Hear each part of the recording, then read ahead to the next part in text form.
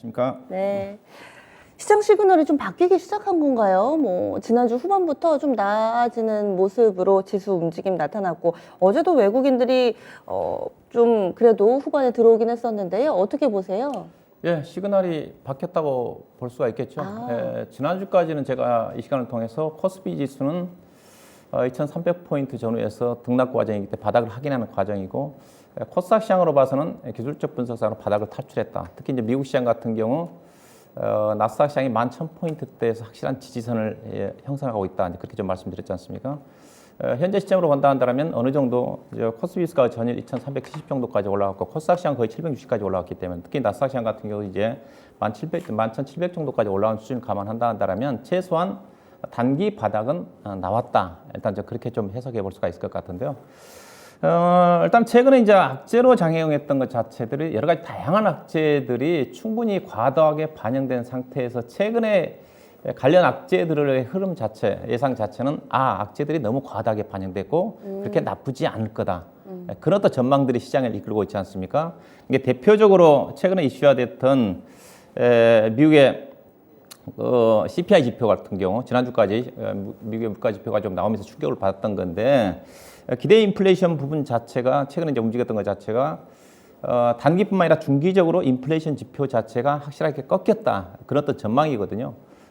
특히 단기는 이제 5.2% 정도, 그다음에 중기라는 자체는 이제 5년 이후인데 5년 이후의 물가 지표 자체가 표를 보시다시피 급격히 꺾였지 않습니까? 3.1에서 2.8이니까 물가가 그래서 이제는 지난주까지는 CPI 지표 급등에 따른 물가 불안 자체가 상당히 이슈화 됐던 건데 이번 주 들어서는 그렇게 물가 지표 자체가 그렇게 나오지 않습니다. 이미 물가 지표 급등과 관련해 가지고 이번 7월 달에 있을 FOMC 쪽에서 100pp 정도까지 언급이 좀 됐고 현재는 지금 75pp 가능성이 상당히 높아지고 있는 쪽인데 이게 100pp 정도까지 언급이 됐다는 거죠. 그다음에 이제 그로 인한 물가 지표 급등으로 인한 우리가 이제 금리가 얼마만큼 올라갈 건지가 시장의 관심사였지 않습니까?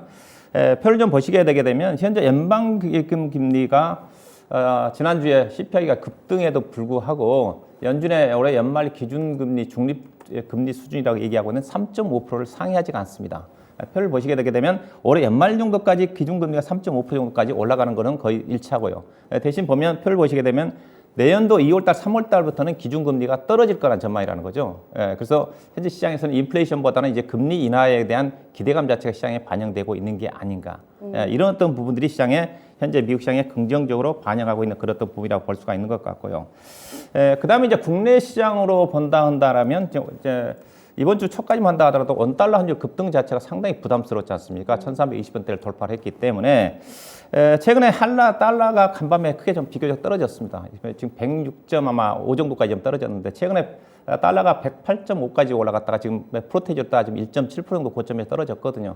오늘 이제 달러가 떨어진 이유 자체는 결국은 최근에 이제 달러의 강세 자체는 미국의 기준금리가 빠르게 올라가는 전망도 반영이 좀 된 거고 여기다가 유럽에 러시아의 가스관 공급 중단으로 인해 가지고 유럽 경기가 상당히 어려워지지 않겠는가. 그로 인해서 유럽의 유로화가 자체가 상당히 많이 떨어졌거든요. 유로화가 전일 가스관 재개 공급 쪽에 러시아 쪽에서 가능성이 좀 나오면서 유로화가 저점에서 반등을 하고 있다는 거죠. 그렇게 본다 한다면 달러 인덱스 자체가 고점에서 안정을 찾을 가능성이 있다. 아직은 최소한 105 아래까지 내려와야지 달러가 안전을 찾아간다고 볼 수가 있을 것 같은데 아직은 높은 수준이지만은 달러가 하락 전환했다. 이 부분 자체가 우리 원달러 환율의 전일 반응을 했지 않습니까? 어제 환율이 비교적 크게 좀 떨어지면서 1313원까지 좀 떨어져 있는 상태인데 오늘 간밤에 여기 시장의 환율을 감안하면 오늘 아마 1300원 초반까지 잘하면 장중에 1300 아래까지도 내려갈 가능성은 있지 않겠는가.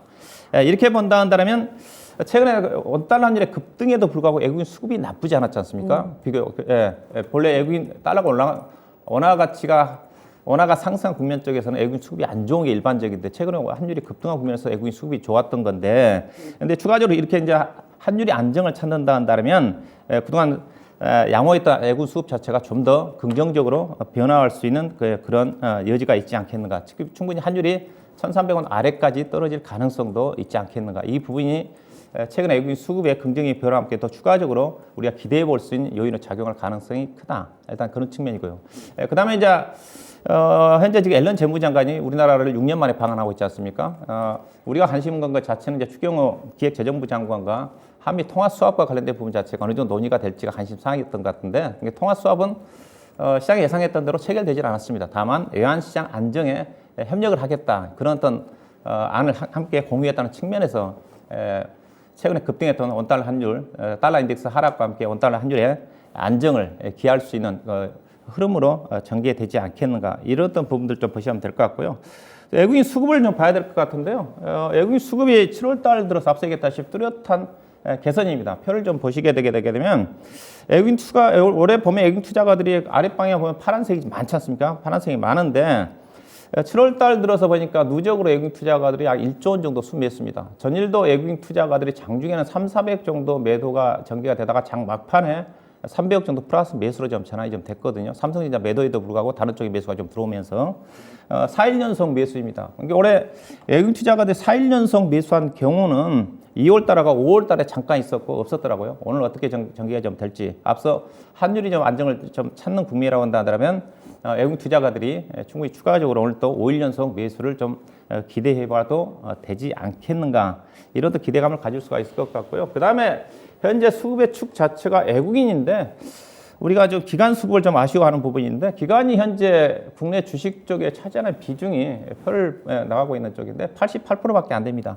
원래 이제 기관 투자가들은 주식형 같은 경우 시장이 좋을 때 편입 비율을 95% 정도까지 늘립니다. 그다음 5% 정도는 현금이라든가 채권을 사는 경우가 많은데, 시장이 안 좋다 보니까 기관 투자가들의 주식 비중을 거의 지금 88% 정도까지 내려놨다는 거죠. 거의 낮은 수준까지 줄여놨다. 아주 안 좋은 경우는 기관 투자가들이 85% 정도까지 주식 비중을 줄이는 경우가 있습니다. 그러면서 채권을 15% 정도 편입한다든가. 그런데 현재 지금 기관 투자가들의 주식 비중이 거의 바닥권이다. 그래서 충분히 팔 만큼 판 게 아닌가. 외국인 투자가들도 최근에 수급이 좀 좋아진 이유 자체가 우리나라 시가총액에 차지할 비중이 거의 30% 언저리 정도까지 떨어졌거든요. 팔 만큼 팔다 보니까 외국인 투자가들이 최근에 좀 매수로 돌아선 게 아닌가, 이런 어떤 부분들을 우리가 좀 볼 필요가 있을 것 같고요. 그 다음에 이제 기술적 지표상인데, 국내 최근에 이제 국내 증시도 변동성이 많이 완화가 좀 되고 있거든요. 미국 시장도 변동성이 크지는 않습니다. 최근에 현재 지금 시카고 S&P 500 빅스 공포지수가 이른바 지금 24 정도까지 좀 떨어지는 상태. 아직은 조금 높은 수준입니다. 한 19, 18, 9 정도까지 떨어져야지 안전하지 않겠나 생각이 좀 되는데, 변동성 지표가 많이 완화가 좀 됐다는 측면을 좀 보셔야 좀 될 것 같고요. 그 다음에 이제 기술적 지표상으로 이제 코스피 차트인데, 코스피가 지금 21이동 평균선 위에 있습니다. 최근에 이틀 동안 급등을 하면서 20평선 위로 올라선 자체는 21이동 평균선을 위로 하고 올라가고 있다는 자체는 어느 정도 반기 바닥이 나왔다고 볼 수가 있을 것 같고요. 근데 코스닥 시장은 이미 지난주에 22평선을 위에 올라섰거든요. 올라섰고, 그 다음에 미국 시장의 나스닥 시장이 오늘 급등을 함에 따라 가지고 확실하게 지금 저점을 높이 가고 있는 그런 국면이거든요. 현재 나스닥 시장의 차트로 본다면 직전 고점인 12,300 정도까지는 기술적 반등이고요. 그렇게 본다면 우리 코스피 지수도 충분히 제가 7월달 지수 반등 목표치를 2,520 정도까지 얘기하고 있는 쪽인데, 2,500포인트 언저리 정도까지는 반등 가능성을 열어놓고 접근할 필요가 있지 않겠는가, 그렇게 봐야 될 것 같습니다. 네, 그래도 한시름 좀 놔도 되겠네요.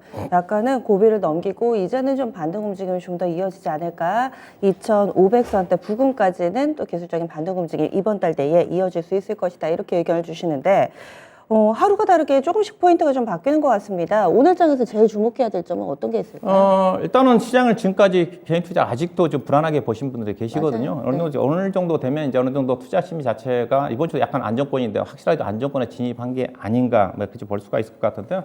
일단은 시장의 반전은 저는 시작이 좀 됐다고 좀 보고 있는 쪽이고요. 반전은 시작이 좀 됐다, 반등이 좀 본격화될 가능성이 크다. 그래서 주식 비중을 현금 보유하고 계신 분들은 좀 더 적극적으로 대응할 필요가 있지 않겠는가, 그렇게 말씀드리고 싶은데, 일단 우리나라 이게 주가가 떨어질 때는 펀드멘탈이 안 보입니다. 펀드멘탈이 무시가 되는 거니까. 근데 주가가 이제 올라온 국면에서 이제 안정을 찾다 보면, 우리나라 주가가 이 정도로 쌌어? 이제 그런 걸 보게 되는데, 표를 좀 보시게 되게 되면 여러 가지 표이지만, 최근에 우리나라 평균 PER이 전체 시장으로 따지면 이제 8.8배 정도까지 떨어진 상태인데, 작년도에 올해 상장된 LG 에너지 솔루션이라든가 카카오뱅크라든가 카카오페이, 그들 종목들이 PER이 100배가 넘거든요. 근데 카카오페이 같은 경우는 1200배 가까이가 되는 거니까, 이들 종목들이 전체 평균 PER을 많이 잠식하고 있는 쪽인데, 그들 종목들을 빼고 나면 PER이 지금 8배 정도까지 떨어졌다는 거죠.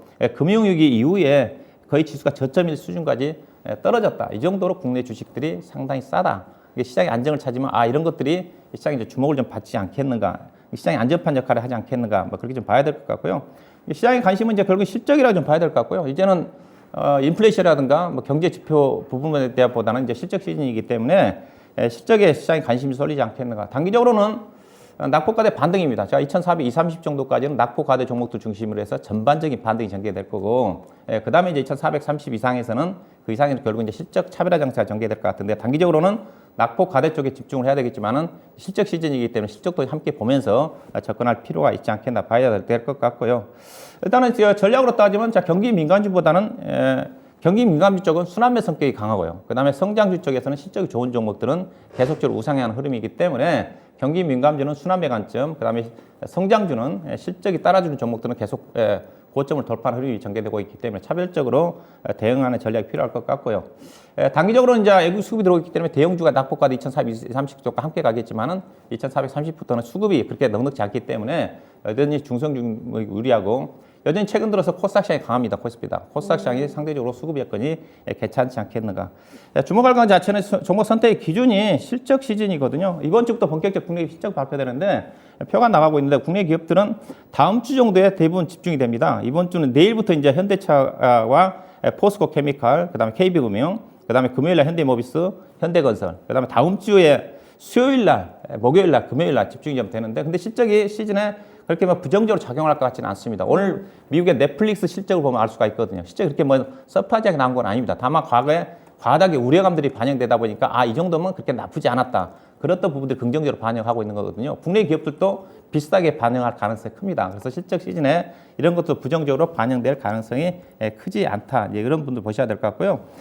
주요 기업들 그래도 실적을 좀 체크를 해보면 업종들 대표적인 종목들을 보시게 되게 되면 은행업종은 무난하게 나올 것 같고요. 근데 미국의 은행업종은 20% 감소인데 우리나라 업종들은 은행들은 작년도와 비슷하게 실적이 나옵니다. 그럼에도 불구하고 우리나라 은행주가 많이 빠졌다는 거죠. 이런 부분은 단기적인 부분에도 긍정적이지만 은행주들은 향후의 모멘텀 자체가 좋지 않기 때문에 낙폭과대 반등 쪽에서 보셔야 될 것 같고 증권주는 실적도 상당히 안 좋고 전망치도 부정적이다. 이런 것들은 가급적 낙폭과대 짧게 보셔야 될 것 같고요. 건설주도 마찬가지인 것 같고요. 철강업종은 2분기 때 실적 엄청 좋은데 향후에 불투명합니다. 그래도 순환매 관점에서는 워낙 싸기 때문에 긍정적으로 볼 필요가 있을 것 같고요. 자동차가 가장 무난하죠. 현재 2분기 실적도 좋고 하반기도 실적이 좋기 때문에 중장기적으로 우상향하지 않겠는가 보시면 될 것 같고요. 그 다음에 정유업종 같은 경우 실적이 제일 좋은데 불투명합니다. 이런 종목들은 또 단기적인 관점에 접근하셔야 된다는 거예요. 향후에 그래서 2분기 실적이 좋다 한다 하더라도 3분기, 4분기 안 좋은 종목들은 피해야 된다.